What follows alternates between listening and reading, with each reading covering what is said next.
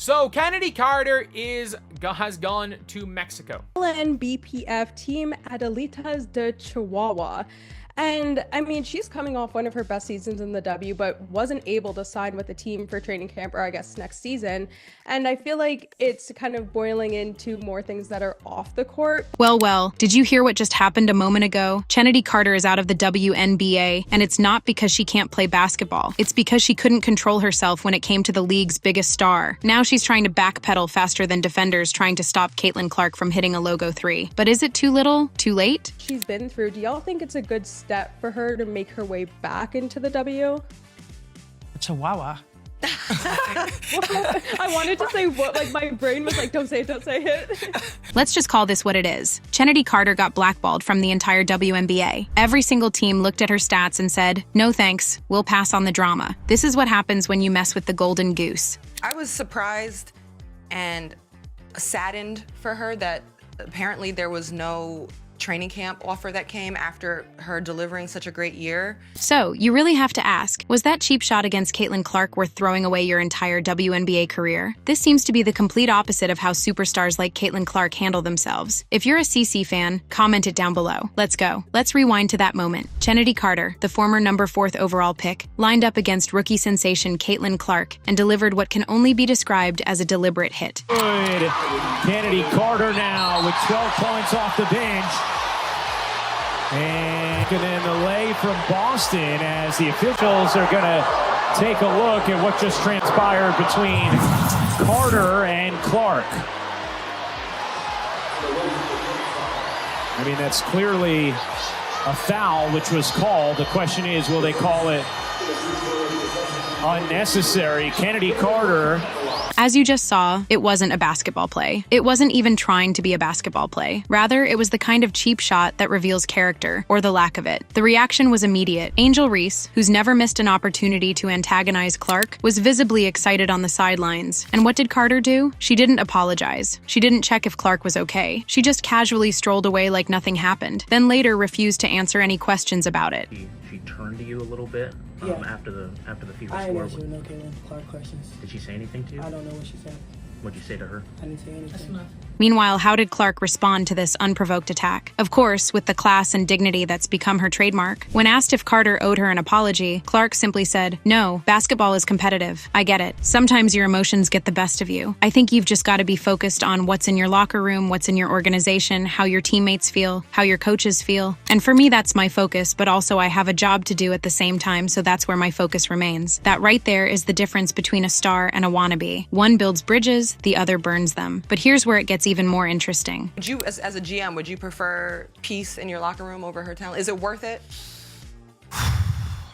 It depends on some things. Okay. Like I said, if she's doing the work, it's worth it.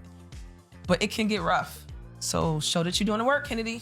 That's it. I'm giving you the gems. Here's the thing. The league sent a clear message. We don't care how many points you score. This behavior isn't welcome here. Carter averaged 17.5 points last season with the Sky. She was even named Player of the Year in the Chinese Basketball Association, averaging 32 points per game and leading the league in steals. Yet here she is, signing with the Czechs notes Adelitas de Chihuahua of the Liga Nacional de Baloncesto Profesional in Mexico. That's right, she went from the WNBA to Mexico's top league because not a single one of the 13 WNBA teams wanted anything to do with her. Meanwhile, Carter's made a weak attempt at damage control for what she did. It was just like a little tap, like, I'm here. Not to like her or anything, Carter recently told YouTuber Neon, trying to rewrite history that we all saw with our own eyes. I'm pretty sure you've seen the clip. You seen the clip or no? Which one? The little clip where I bumped somebody, the little clip. Listen, I knew it was coming. But listen, if they don't hate on you, you're not doing something right. Like, they gonna hate on you. This wasn't actually just about the Clark incident. This is a pattern. The Atlanta Dream suspended her for conduct detrimental to the team after she nearly fought a teammate in 2021. Then, after attacking Clark, she doubled down by calling out Clark's boyfriend. And just to prove it wasn't a one-time thing, she committed another ugly flagrant foul on a former teammate in August. It's just not taking the bait from Angel Reese. Wow, that's going to be elevated. From behind, you better believe it. That is going to be a flagrant.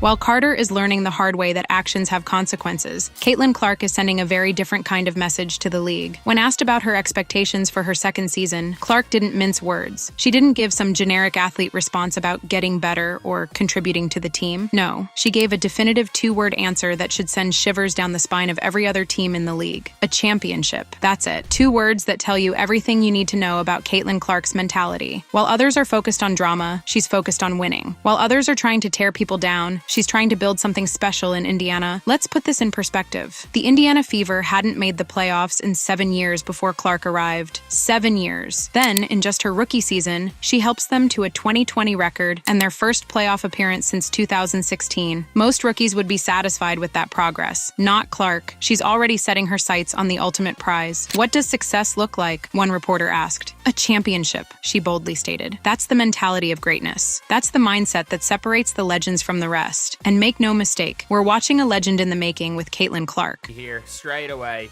Caitlin Clark is back in Iowa City. People asked if she's playing. They held her at Yes's game to make sure. The contrast between Clark and Carter couldn't be more stark. While Carter is fighting to stay relevant in Mexico, Clark's preseason games are being nationally televised. The Fever's exhibition game against Brazil at Iowa, that's on ESPN. The Washington game, NBA TV. When was the last time anyone cared about WNBA preseason games? Never. That's when. But now, for the first time ever, all 15 preseason games will be available to watch. Why? Because of players like Caitlin Clark, who have transformed women's basketball into must-see TV. ESPN games averaged 1.2 million viewers last season, a 170% increase from the previous year. The playoffs averaged 1.1 million viewers, making it the most viewed postseason in 25 years. This surge in interest isn't happening by accident. It's happening because players like Clark are bringing in new audiences, expanding the reach of the game, and elevating the entire league. But here's what's really happening. Angel Reese and her crew thought they could bully Clark out of the spotlight. They tried to intimidate her physically. They tried to get in her head. And when that didn't work, they tried to paint her as the villain. But the fans aren't buying it, and neither is the league. Instead of appreciating what Clark brings to women's basketball, Carter decided to make it personal. And now she's paying the price. While Clark is heading into the season with championship expectations and a strengthened roster featuring champions like DeWanna Bonner and Natasha Howard, Carter's packing her bags for Mexico. The Fever aren't just talking about winning, they're building a championship culture from the ground up. They've added 15-year veteran DeWanna Bonner, who has already won 2 championships. They've brought in 3-time WNBA champion Natasha Howard. These aren't just good players. They're winners who understand what it takes to reach the top. New Fever head coach Stephanie White herself knows what it takes to win at the highest level. We have to over-communicate, and that's part of the being selfless. Like sometimes you have to give in different ways, and communication is an easy way for you to give, and I felt like that group really started doing that. Clark, on her own part, has been quick to acknowledge what veteran champions like Bonner bring to the team. DB is the one that kind of stands out for me, like she's won championships, Clark said. She's here to provide knowledge to our young players, to help us really get over that hump and be able to win. This is what real leadership looks like. It's not about making yourself the center of attention. It's about building something bigger than yourself. But while Clark is focused on bringing a championship back to Indiana, Carter is left wondering what could have been, all because she couldn't keep her emotions in check for one game. The WNBA sent a crystal clear message to everyone watching. You can either help grow this league, or you can find somewhere else to play. There's no room for players who put their egos ahead of the game. What's truly remarkable is that Carter's talent has never been in question. She's a proven scorer who can take over games when she's focused. But talent alone isn't enough when your attitude becomes a liability. The Atlanta Dream learned this the hard way. The Chicago Sky experienced it firsthand. And now, the entire WNBA has collectively decided that the drama isn't worth the production. And as for Angel Reese, her sideline celebration of Clark getting knocked down tells you everything you need to know about her priorities. While she's heading back to LSU for a preseason game that's suddenly important enough for national television, let's not forget where the spotlight came from. It wasn't from pushing people around. It was from Caitlin Clark transforming the entire league. The writing is on the wall. The WNBA is Caitlin Clark's league now. The rest are just playing in it, or in Carter's case, not playing in it at all. If you're a CC fan, comment it down below. Like, subscribe, and turn on all notifications so you never miss out. Click the video on the screen, and we will see you in the next one. Thanks for watching.